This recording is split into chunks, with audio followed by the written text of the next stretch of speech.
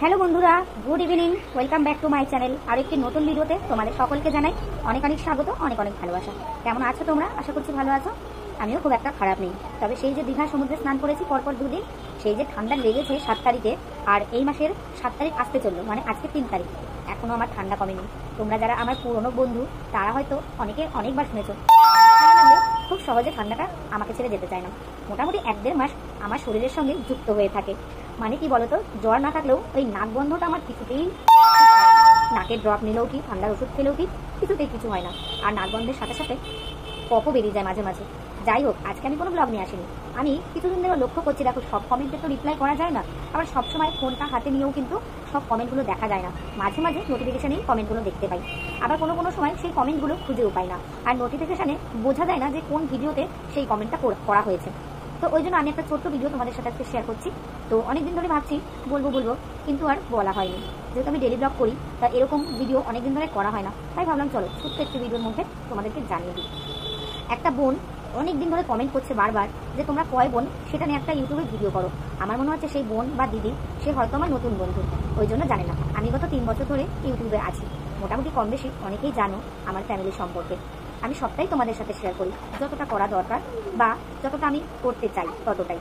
একজন social worker মানেই যে ফ্যামিলি, নিজের সংসার সমস্ত কিছু উজাড় করে বলে দেবে, এটাও কিন্তু ঠিক নয়। কিছু কিছু কিন্তু পার্সোনাল জিনিসও থাকে, সব কিছু কিন্তু বলা যায় না। আবার কিছু কিছু জিনিস মনে কষ্ট থাকলেও সেগুলো ভিডিওর মাধ্যমে বলা যায় না, তাহলে লোকে বলবে টাকা কামানোর জন্য এইসব গল্প ক্যামেরার সামনে বলছে। আর আমি ওইটা একদম পারি না গো। যদি পারতাম এতদিনে সবার মতো আমিও অনেক কিছু করতে পারতাম, বাড়ি গাড়ি লাখ লাখ টাকা ইনকাম আমিও করতে পারতাম। ফেস ভ্যালু ছিল সেই সময়টা, আর সেই সময়টা আমার চ্যানেলটাও রানিং ছিল। গত 1.5-2 বছর ধরে আমার চ্যানেলটা কিন্তু একদম ডাউন, তবে আমি হাল ছাড়িনি, টুকটাক ভিডিও দিচ্ছি, হয়তো 1-2 দিন দিতে পারছি না, আবারও দিচ্ছি। যাই হোক, আমি ছোট্টর মধ্যে আজকে ভিডিওটা সারবো। তো সেই বোনটার জন্য আমি ভিডিওটা করেছি। ওই বোনটা করেছে কমেন্টটা আরও 2টো বোন কিছুদিন আগে, মানে আমি যখন আমার বন্ধুর বাড়ি ছিলাম তখনও কমেন্ট করেছিল। নামগুলো আমার সঠিক মনে নেই, তাও আমি বলে দিচ্ছি, তোমরা যদি ভিডিওটা দেখো অবশ্যই একটা কমেন্ট করে দিও। তো তোমরা মানে আমরা কয় বোন, বা আমরা কি সত্যি মানে 4 বোন আমরা নিজেরা এক মাটিতে? তো অনেকে আবার মানে এখনও যারা আমার সাথে হোয়াটসঅ্যাপে আছে, ফেসবুকে আছে, সবাই তো ফ্যামিলি সম্পর্কে কথা বলে না, কনভারসেশন করে না, এখনও অনেকে জানে না যে আমরা সত্যি সত্যি 4 বোন। অনেকে ভাবে আমরা 3 বোন। আর মেজদির, আর আমি বড়দির বাড়ি আর শেষদির বাড়ি বেশি যাই, ওই জন্য মেজদির সঙ্গেও বেশি ভিডিওটা আনা হয় না বলে অনেকে মেজদির কথা জানে না। তো হ্যাঁ, আমরা 4 বোন, আমরা এক মায়ের পেটের 4 বোন। আমি হচ্ছে সবার ছোট। আমার বড়দি রানাঘাটে থাকে, মেজদি নবদ্বীপে থাকে, শেষদি কলকাতায় থাকে, আর আমি কাটিতে থাকি। এই হচ্ছে আমরা 4 বোন, সাথে আমার 2টো দাদাও আছে, আর মা বাবা। ঠাম্মা ছিল, ঠাম্মা গত হয়ে গেছে আমার বিয়ের পরে পরে। আর যেটু আছে পিসি আছে, মানে আমি আমার ভাই বোনের কথা বললাম।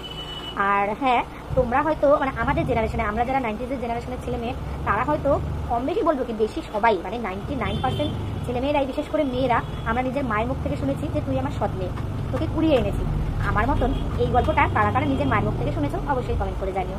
তোমরাও কি শুনেছো তোমার মা কখনো বলেছে যে তুই আমার নিজের মেয়ে না, তোকে কুড়িয়ে এনেছি?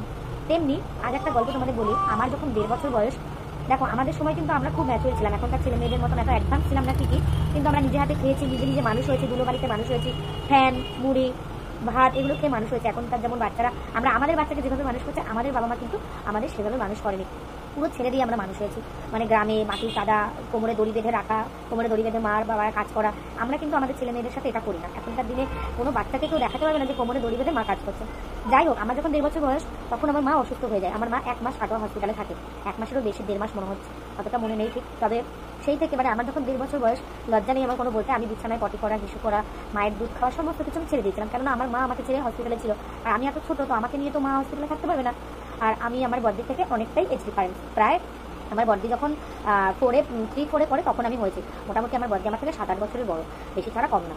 তো তখন থেকে আমার দিদি আমাকে মানুষ করেছে। তখনকার দিনে 7-8 বছরের মেয়ে মানে কিন্তু অনেক বড়, মানে বিশেষ করে নিজের ছোটো ভাই বোন থাকলে মানুষ করা, খাওয়ানো, ঘোরানো, কোলে নেওয়া, সেগুলো। এখনকার দিনে যেমন একটা করেই বাচ্চা সবার, আর এখনকার দিনের বাচ্চারা মানে 10 বছর হয়ে গেলেও আরেকটা বাচ্চাকে ঠিকঠাক করে কোলেও নিতে পারে না। যেহেতু এখনকার বাচ্চারা সবাই নিজে আহ্লাদে আদরে একটা মাত্র সন্তান হয়ে বড় হচ্ছে, তো আমাদের মতন সেই সময়টার সময় কিন্তু এই মানে ছেলেমেয়েরা এখন মানে আকাশ পাতাল পার্থক্য। আমার মা যখন হসপিটালে ছিল তখন থেকে আমার দিদি আমাকে মানুষ করেছে, মানে আমার বড়দি। তখন আমার শেষ দিনের দিয়ে আরেকটু ছোটো, আর বড়দি যেহেতু সবার থেকে বড়, বড়দির আগে দাদা আছে, তারপর বড়দির পরে আমার আরেক দাদা, তারপর আমরা পরপর 3 বোন।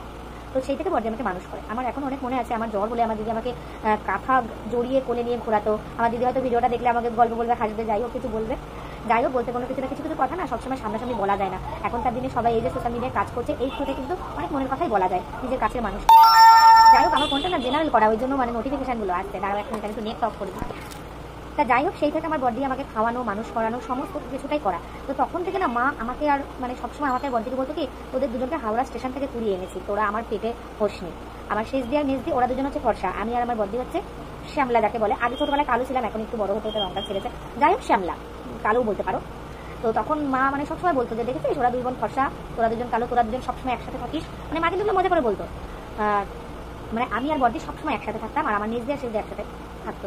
তোমরা হয়তো বললে বিশ্বাস করবে না, আমরা এক বাড়িতে, আমাদের একটাই ঘর ছিল, পাকা ঘর, একটা বিছানায় আমরা 4 বোন ঘুমাতাম, মা বাবা 4 বোন, বাবা বারান্দায় ঘুমাতো, কিন্তু আমরা 4 বছর 4 বোনের সাথে কথা বলিনি। তোমরা হয়তো বিশ্বাস করো, আমি ঘরের তলায় বসে বলছি, মানে ভগবানের দিব্যি করে বলছি।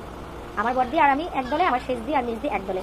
মানে আমার বড়দি আমাকে এতই ভালোবাসতো, মানে ও সেলাইয়ের কাজ করতো, আমি যখন ফ্রিতে পড়ি তখন থেকে আমার দিদি সেলাইয়ের কাজে লেগেছে, মেশিনের টেলারের কাজে।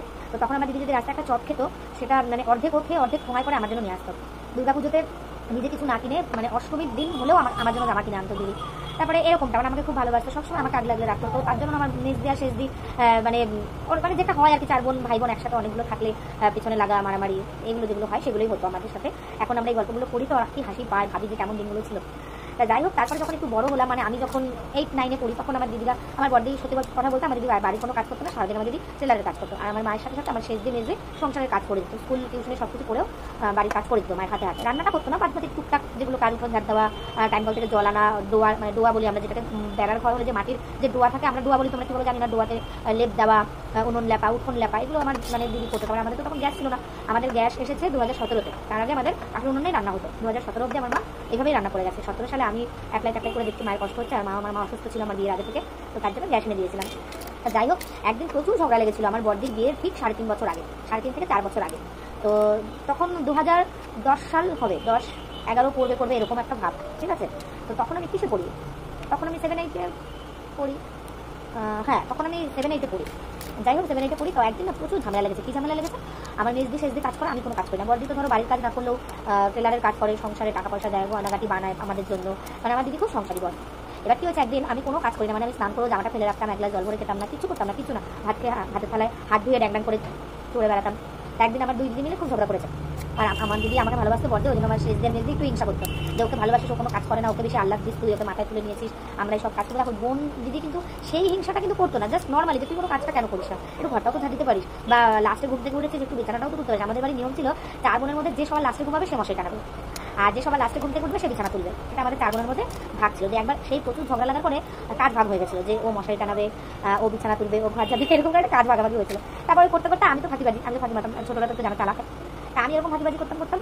তারপর আরেকদিনও সেই ঝামেলাটা মিটে গেল, আরেকদিনও প্রচুর ঝগড়া লেগেছিল সন্ধ্যেবেলা। আমার বিশেষ দিয়ে আমাকে মেরেছিল, আমাকে খুব মেরেছিল, তার জন্য আমার বড়দি প্রচুর ঝগড়া করেছে আমার সাপোর্ট করে, ওদের সঙ্গে আমার দিদির সাথে প্রচুর ঝগড়া করেছে। আর আমাদের না সত্যি কথা বলতে কি, আমরা গরিব হতে পারি, কিন্তু আমাদের না প্রচুর মান সম্মান, মানে নিজের ভাই বোনের সাথে আমরা ইগো দেখাতাম। তখন তো বয়সটা কম ছিল, বুঝতেই পারছো, তখন তো ম্যাচুরিটিটা আসেনি, বাট ওরকমটা হতো যে এমন রাগ হয়ে গেছে আমার বড়দি যে ও তো ছোটো, যতই বয়সে বড় হয়ে যাবো তো আমাদের কাছে তো ছোটো, আর আমার বড়দি যেহেতু অনেকটা বড়, ওই জন্য সবসময় আমাকে মাথায় তুলে নাচতো। তো সেই দিকে মেজদিকে বলছে যে ও তো ছোটো, কি হয়েছে তাতে, ও দেখিস এখন কোনো কাজ করছে না, তো বিয়ের পরে দেখবি ও সব কাজ করবে, এখন তো ঝাঁটাটাও হাত দেয় না, জলের বোতলটাতে একটু জল ভরেও খায় না, নিজে চান করে জামাটাও গাছে না, মানে এরকমটা ছিলাম। মানে স্কুল থেকে এসে আমি আমার স্কুলের ড্রেসটা শুধু কেটে দিতাম, কেননা তখন আমাদের সময় মানে অভাবের সংসারে একটাই ড্রেস ছিল, স্কুল থেকে একটা সাদা ড্রেস, ওপরে শার্টটা সাদা ছিল, তো নোংরা হয়ে যেত, সারাদিন পরে থেকে বিকেলবেলা এসেই কেটে দিতাম, ওইটুকুনি কাজ আমি করতাম। আর পুজোটা দিতাম, ঘরের পুজোটা দিতাম, ঘরটার মধ্যে দিত মেজদি, আর পুজোটা দিতাম। এমন ঝগড়া লেগেছে, তো তারপর থেকে আমার বড়দি বলেছে যে তোরা তোদের মতো থাকবে, আমি আর আমাকে বাড়িতে মনসা বলে বলে ডাকে, আমাকে শর্টকাটে, কথা বলবো না তোদের সাথে। আর সেই থেকে 2010 থেকে আমার দিদির বিয়ে হয়েছে 2013 সালে, হ্যাঁ আমার দিদির বিয়ে হয়েছে 2013 সালে। আমরা এরকম 3-3.5 বছর কথা বলিনি। আমি আমার বড়দির দলে থাকতাম, আর আমার মেজদি শেষদি এক দলে থাকতো। আমার শেষদি মাঠের থেকে খড়ি মানে জ্বালানি যাকে বলে আর কি, সর্ষে, তারপরে ধনচে, এগুলো কাটার পরে যে গোড়াগুলো থাকে না মাটিতে, সেগুলো তুলে এনে বস্তা বস্তা সব গ্রামের লোক সব দল বেঁধে যেত। এখন তো গ্রাম নেই, শহর হয়ে গেছে, তখনকার সময়ে সব দল বেঁধে বিকেলবেলা প্লাস্টিকে করে শাক আনা, তারপর ওই গোচা, আমরা গোচা বলি, মানে জ্বালানিগুলোকে আমরা গোচা বলতাম, তো ওই গোচা তুলে আদার সব আবার শেষদি করতো এগুলো। মানে আমরা 4 বোনের মধ্যে 4 বোন 4 রকম ছিলাম। আমার বড়দি সবসময় ঘরের কাজ করতো না, বাইরের টাকার কাজ করতো, মানে আমরা 4 বোনের জন্য বিয়ে গয়নাগাটি বানাতে হবে, নিজের হাত খরচা এগুলো করতো দিদি। আর মেজদি হচ্ছে কি বাড়ির কাজ করতো, ও কোথাও বেরোতো না, মানে মেজদি একটু আলাদা, একটু ঘরোয়া টাইপের। তো মানে পাশের বাড়ি বিয়ে বাড়ি নিমন্ত্রণ থাকলেও যেত না, এরকম মানে ওকে আমাদের পাড়া থেকে ধরো 10-15 মিনিটের রাস্তা, পাশের পাড়ার লোকও জানতো না যে ও আমাদের বাড়ি নেই, এরকমটা ছিল আমার মেজদি। তা ওইরকম আমার মেজদি ঘরের কাজ করতো, যেমন ঘর পরিষ্কার করা, সবজি টবজি কেটে দেওয়া মায়ের হাতে, কিন্তু রান্নাটা আমরা কোনোদিনও তেমন করিনি। হ্যাঁ, মা যখন বাড়ি থাকতো না, মামা বাড়ি বা মাসি বাড়ি যেত, তখন আমার মেজদি রান্না করতো। আর আমার শেষ দিয়েছিল ওই টাইপের, মানে পাট ছাড়ানো, তারপরে লোকের জমিতে যখন লঙ্কা তুলে পয়সা দিত বা লঙ্কা দিত, এগুলো করা, জমির কাজ করা। মানে লোকের জমিতে ধরো এখন লঙ্কা তুলবে, তো সেই লঙ্কা তোলার জন্য তো প্রচুর মুনিশ লাগবে, তো এরকম যে এত কেজি লঙ্কা তুলে এত টাকা দেবো, তখন এরকম ছিল। পাট ছাড়ালে পাটের দড়িটা ওদেরকে দিয়ে দেওয়া হতো, আর পাট কাঠিগুলো আমরা নিয়ে আসতাম জ্বালানির জন্য বা বেড়া বানানোর জন্য, এগুলো আমার শেষ দিয়ে করতো। আমার শেষ দিয়ে এইসব কাজগুলো করতো। আর আমি নেচে নেচে বেড়াতাম, কোথায় প্রোগ্রাম করবো, কোথায় নাচ শিখবো, কোথায় গান করবো, কোথায় বন্ধুদের সাথে ঘুরবো, কোথায় সাজবো বুঝবো, সাইকেল নিয়ে ঘুরে বেড়াবো, এরকমটা। মানে আমি একটু পড়াশোনার দিক থেকে থাকতাম, আমি একটু চড়ে বেড়ানোর মতন ছিলাম। যাই হোক, তা ওরকম ঝগড়া লাগলো পরে কেউ কারোর সাথে কথা বলিনি, এমনকি আমার বড়দির বিয়েতে আমার শেষ দিন কন্যাযাত্রীও যায়নি, দিদির সাথে কথাও বলিনি বিয়ের দিন সবাই বলছে বড়দিকে, হ্যাঁ রে এতদিন তো কথা বলিস 3-3.5 বছর, এবার বন্ধুদের সাথে কথা বল। তারপর আমার মেজ দিকে জোর করে টেনে টেনে আমরা নিয়ে গেছি কন্যাযাত্রী বড়দির বিয়েতে। আর শেষ দিন যায়নি, শেষ দিকে হাজার বলা তো শেষ দিন যায়নি, এমনকি বড়দির বিয়ের দিন শেষ দিন সারাদিন বাড়িতে ছিল না, ওই যে কথা বলতো না। তারপর আমার দিদি যখন প্রেগনেন্ট হওয়ার পর পাখি যখন হবে 7 মাসে, যখন আমাদের বাড়িতে নিয়ে আসলাম, তখন থেকে বন্ধুদের সঙ্গে আবার কথা হলো। আর আমারও তাই, কেমন কথা বলতাম, এটা লাগবে, এটা আমি এখন এই সিরিয়ালটা দেখবো, আমার এখন রিমোটটা লাগবে, আমি কিন্তু মশাই টানাতে পারবো না, এই যে আমি আগে ঘুমিয়ে গেলাম। বিছানা থেকে সকালবেলা ঘুম থেকে ওঠার জন্য যুদ্ধ লেগে যেত, কেননা যে লাস্ট উঠবে তাকে বিছানা তুলতে হবে, সে লাফিয়ে কে আগে উঠতে পারবে বিছানা থেকে। যাই হোক, অনেক গল্প করে ফেললাম, অনেকটা বড় হয়ে গেল ভিডিওটা, সংসারের গল্প, নিজেদের ভাই বোনদের গল্প, বেশ মনটাও হালকা লাগলো তোমাদের সাথে শেয়ার করে।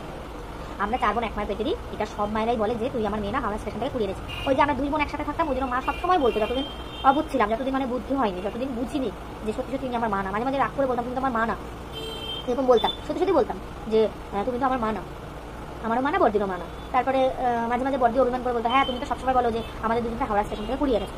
মায়ের গল্প করতো যে আমি বলতাম যে সত্যি হাওড়া স্টেশন থেকে কুড়িয়ে এনেছো, মা বলতো হ্যাঁ। কেমন না তোরা 2 বোন পেয়েছে, চলো না তোরা 2 বোন, আমি কলকাতায় গেছিলাম তোর মাসির বাড়িতে, তোরা 2 বোন হাওড়া স্টেশনে বসে বসে কাঁদছিলি, আমি তোকে জিজ্ঞাসা করলাম হ্যাঁ কাঁদছিস কেন, তোর মা কোথায়, তুই বলেছিলি আমার মা জানি না, আমাদেরকে এখানে বসিয়ে রেখে চলে গেছে আর এখনো আসেনি, আর এটা আমার বোন, তখন আমি তোদেরকে নিয়ে এসেছি। ওইটা মনের মধ্যে গেঁথে গেছিল যে হ্যাঁ সত্যি আমরা সৎ মেয়ে, ওনার সৎ মেয়ে, আমাদেরকে কুড়িয়ে এনেছে। তারপর যখন সত্যি বলতে যখন 9-10-এ উঠেছে, তখন বিশ্বাস করেছি যে এটা আমার নিজের মা। কেমন লাগলো গল্পটা অবশ্যই কমেন্ট করে জানিও। টাটা।